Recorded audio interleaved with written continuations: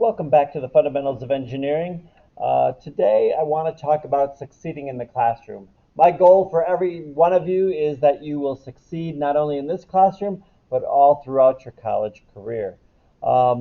Many of you are very good right now at being successful in the classroom, getting good grades and everything, but we could also always look for some improvement and easier and ways of making our life a little easier.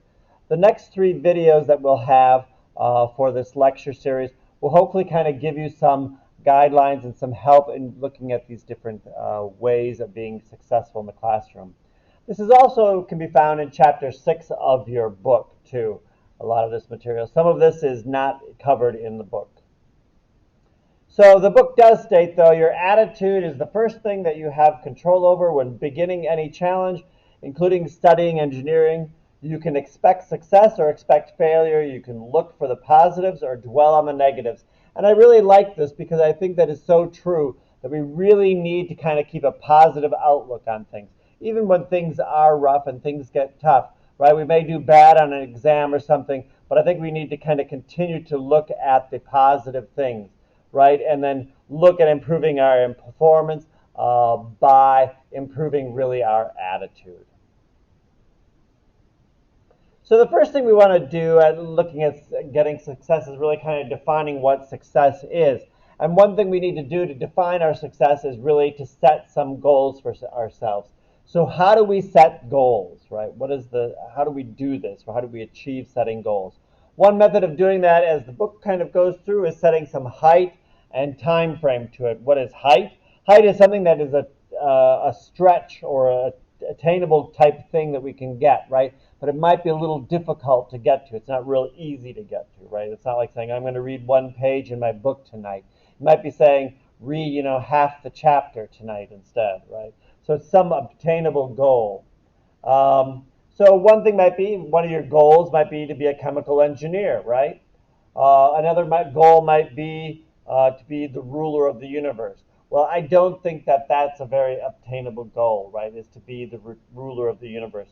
Even though my oldest son wants to be ruler of the universe, I don't think he'll ever be ruler of the universe. The next part is to put some timeline to our goals, right?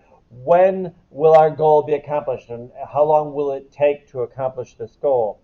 If you say you're going to be a chemical engineer in 3 years, I will tell you that that is not a realistic goal, right? If you're starting out as a freshman, that is not a realistic goal. If you say 5 years, yeah, I'll say that that's a realistic goal. Maybe you could try and stretch for 4.5 years, but chemical engineering takes a little bit longer than some of the other engineering disciplines. So make sure your goal is obtainable. You want to succeed also, right? Another way of looking at goals and setting goals is using the SMART goal type thing, and many of you may already have heard of this before. The acronym SMART stands for certain things, and the S stands for specific.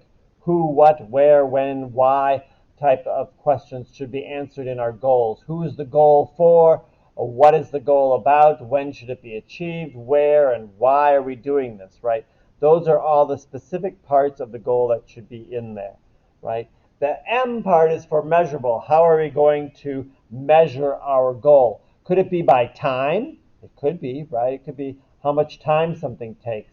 Or it could be, let's say you're going to lose weight, right? Well, how much weight are you going to lose? Well, I'm going to lose, 10 pounds, right? All right, but how long is it going to take us to lose that or something, right? So it's some measurable type of goal, something that we can actually measure and know that we've accomplished our goal. The next part is achievable. Make sure that it is realistic and it can be done. Relevant, that it's really something that we want or ready to work for. It's going to be some reason that we want to get this done. And the last part is to make it time-bound. There has to be some end point when we really kind of analyze all of it to see if we've achieved our goal. So we can either use that height, time kind of thing to look at writing goals, or look at this idea of SMART goals. There are three types of goals that I want to look at. The first one is long-term goals. The next will be intermediate and short-term goals. So a long-term goal is, where do you see yourself, like as an example, where do you see yourself after graduation?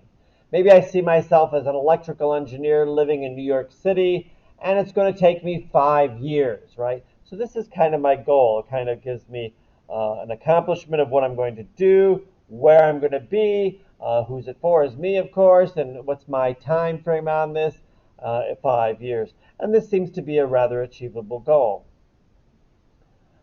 We need to look at how we're going to obtain or reach that final long-term goal, right? And one way of doing that is to kind of have some short-term and intermediate goals to obtain that long-term goal. So an intermediate goal for this specific long-term goal that I put out there as an electrical engineer in 5 years living out in New York might be to make sure I make the dean's list each semester, right? I want to make sure I'm doing the best I can, right? Maybe I'll do volunteer work. It always looks good to have other things on your resume other than just school work. So maybe some volunteer work. Getting an internship, that will really help a lot in getting my final job and maybe getting out to New York. Right? So those are some intermediate type goals, right? And this kind of gives some time frames that I'm going to look at it each semester, and maybe I'll look at it in the summer, and either getting volunteer work or some internship type thing. So then we need to look at more immediate goals, and these immediate goals will help us obtain this intermediate goal, right? This mid-range goal that we just had, that intermediate goal. But to get to that goal, though, we're going to look at something called short-term goals. And the short-term goal could be getting an A on the next exam, right? It could be reading all my books before class, right? Or handing all my homework in on time.